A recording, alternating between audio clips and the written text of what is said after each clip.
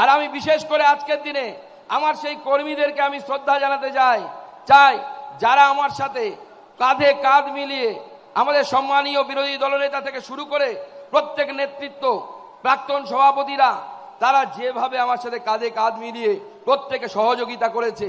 আর বিশেষ করে কর্মীরা, সে সন্দেশখালিতে রাত্রিবেলা তুলে নিয়ে যাওয়া হোক হাত ধরে, বা গত 28 তারিখে গোটা রাত লালবাজারে বসে থাকা হোক, বা লালবাজারের সামনে আমাদের কর্মীরা রাত জেগে সেখানে বিক্ষোভ দেখানো হোক, ভারতীয় জনতা পার্টির কর্মীরা দেখিয়ে দিয়েছে যে 21 সালে যে ধাক্কা দিয়ে তৃণমূল কংগ্রেস ভুলেছিল যে বিজেপি ফিনিশ, সেই তৃণমূল কংগ্রেস এখন বুঝতে পারছে বিজেপি কি জিনিস, সেই সময় এসেছে। বিজেপি কি জিনিস সেই সময় আমরা দেখাবো।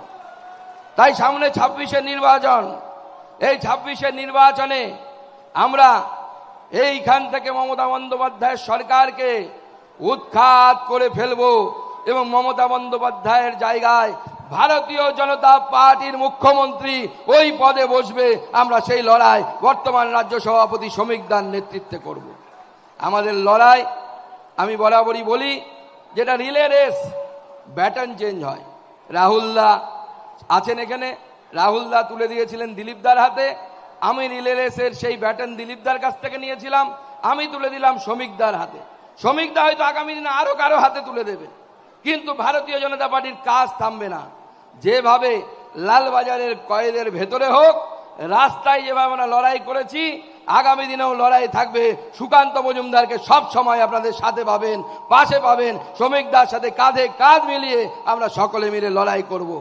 তাই আজকে আমি ধন্যবাদ জানাতে চাই আমাদের কেন্দ্রীয় নেতৃত্ব, আমাদের মাননীয় প্রধানমন্ত্রী নরেন্দ্র মোদীকে, মাননীয় সর্বভারতীয় সভাপতি জেপি নাড্ডা সাহেবকে, আমাদের মাননীয় গৃহমন্ত্রী অমিত শাহজিকে, যাদের কুশল নেতৃত্বে ভারতবর্ষ সামনের দিকে এগিয়ে যাচ্ছে।